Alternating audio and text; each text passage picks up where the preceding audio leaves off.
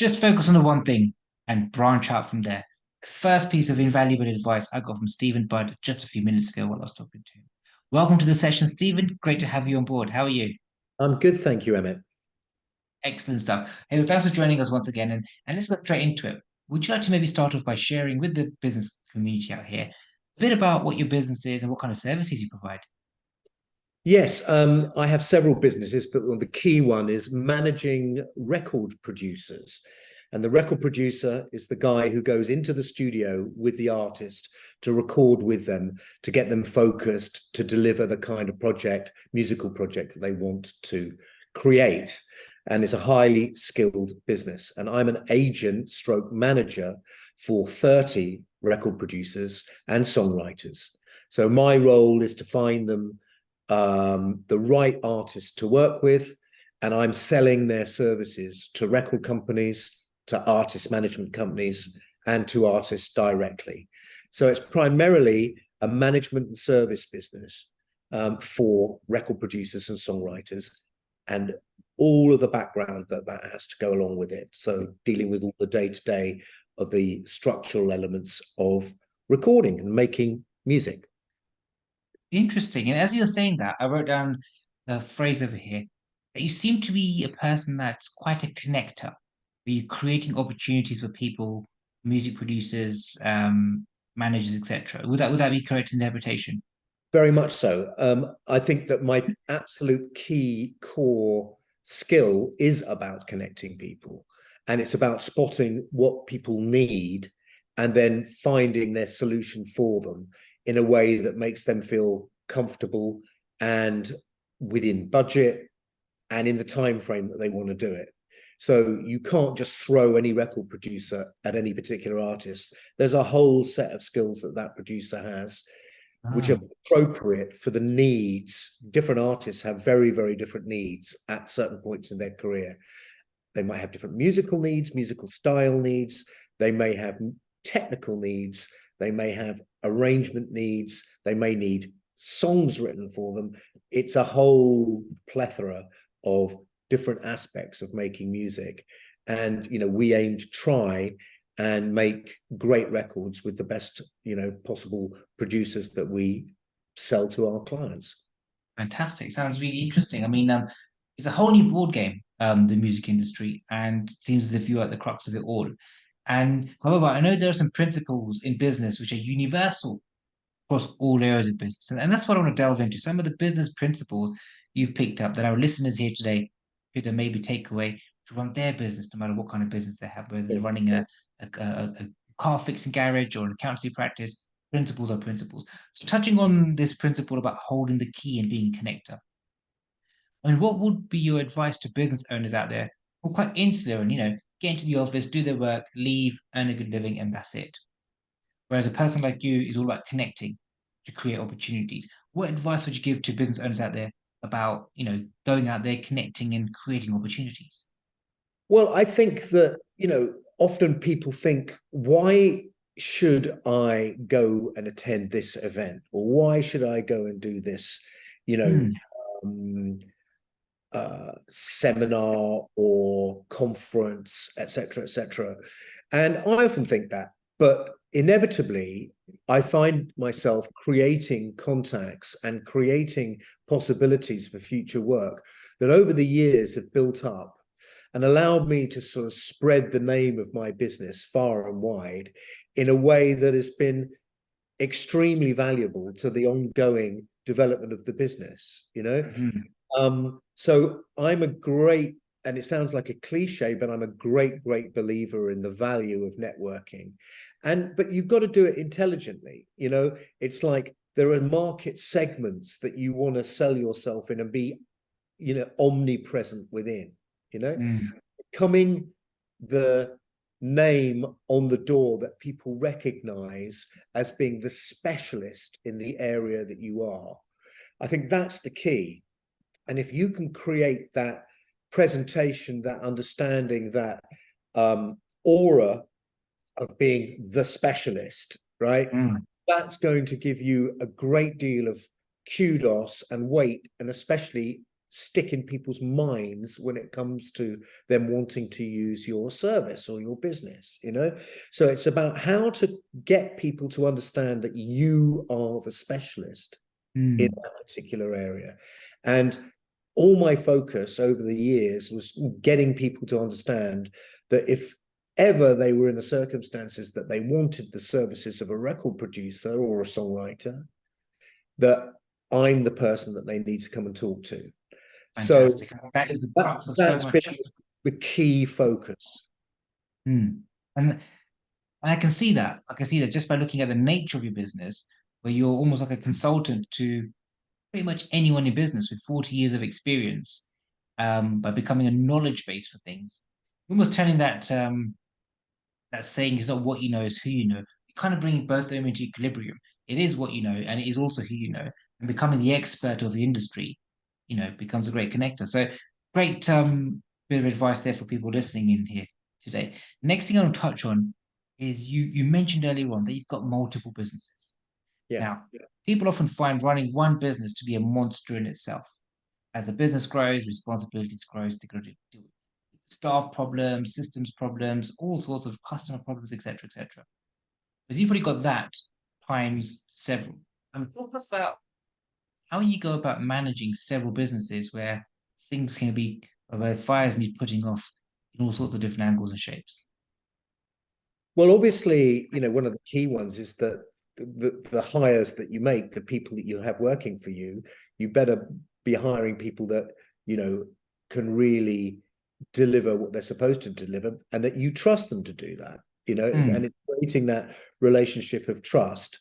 I think that's, an obvious one and a key one. But I think that for me, and I think it's important to say, I couldn't have gone on to start other businesses unless this one, the first one, the one that we started talking about, was really established and was really working. And becoming that specialist in that small area, that little kind of micro area, allowed me then to get myself involved in other businesses, or it created a platform for me to be trusted. When I wanted to start up other businesses, people would look at you and go, oh, well, we know him from this, and we know that this really works and this is successful. Therefore, we're prepared to give him the benefit of the doubt when it comes to starting up a business in another area, still within music in my case, right? But within another area. So you had that kind of advantage, as opposed to starting off completely from scratch. And that was a very valuable thing and a valuable lesson for me to learn and hopefully to impart to other people. Yes, I started other businesses in other related musical areas. I started some live music festivals in different parts of the world.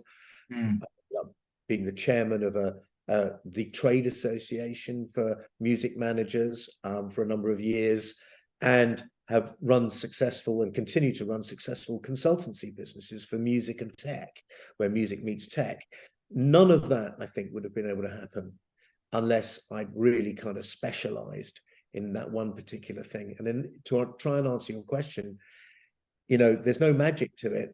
It's still hard work, and it is still just staying on top of, managing a lot of emails and, attending an awful lot of Zoom meetings. And then, certainly in my case, a lot of international travel, going out perhaps once every month to, visit clients, visit projects, and or start up new projects. I can imagine. And you got your thinking going many different pies, you've got to be everywhere all the time, kind of thing. You made some very good points around that. And one I want to zoom into is around something you didn't quite touch on, is around delegation. Plenty of business owners out there who have got many different departments they're running or businesses they're running often find that they could do it better than someone else. And that they're the specialist, they can do it, and they should hang on to it. And what normally happens is long work hours, stress, etc., etc. Talk us through your experiences around delegation and any kind of tips you share to business owners around, trusting, delegating, moving on. Well, I mean, I'm a control freak, and I think a lot of business owners and entrepreneurs are Mm, initially. And you can have a tendency to think, I can do that better, I can handle that, and I can handle it in a third of the time than it takes me to get somebody else to do it correctly and in the same way. mm. It's a cliche, another one, to say that you cannot grow a business unless you can get those people up to your levels and hopefully exceed your levels in certain aspects of what it is you do. So you have to spend that time investing in other people. You have to spend that time getting them to get all of the aspects of the role that you've employed them to do, and to do it as well, if not better than you could. Yeah. And that's the only way that you can be in a position where you can then spend your time expanding your business in other areas, whether it's more sales you need to do, whether it's focusing on the marketing, whether it's focusing on your SEO on your websites, creating new contacts, and going out and doing all those meetings that will ultimately deliver more long-term business for you, at conferences, etc.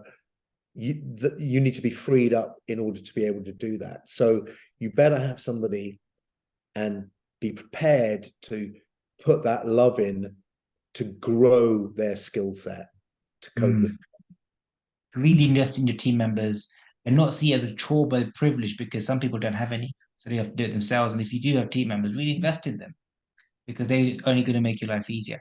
I want to go back a step again, where you spoke about kind of alluded to, rather than being the jack of all trades, be the king of one initially, Mhm. create that credibility, let that then grow into an advantage you can use to win trust amongst people. What advice would you give to people who have got that mindset that, you know what,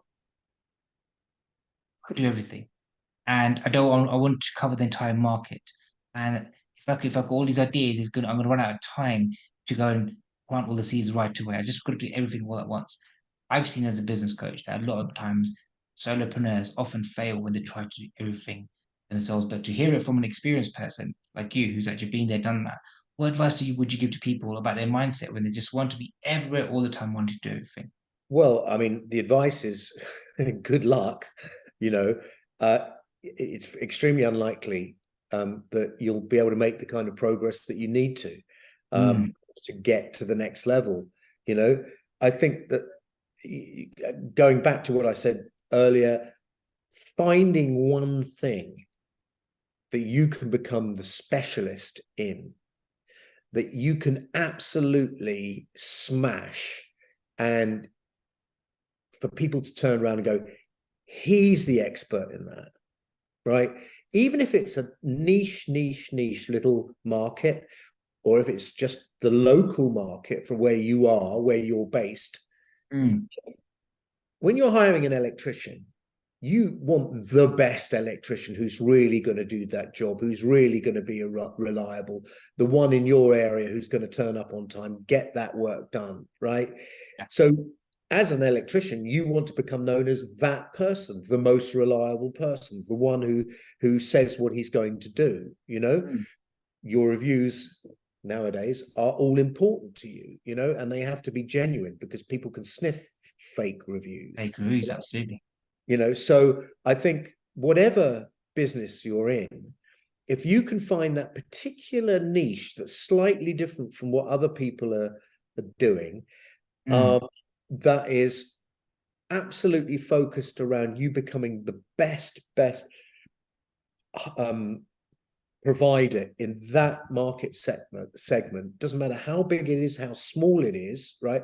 From there, once you've established that reputation, from there you can go on to do other things.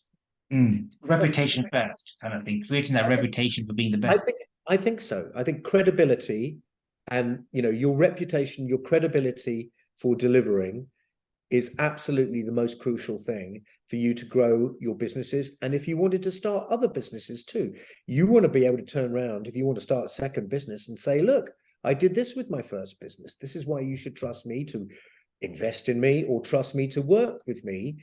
Even Mm, though I'm untried in this particular market, this new market that I'm going into, look what I've done in this one, right? Be really the best in the little market that you're operating in initially, and then grow it from there. Amazing.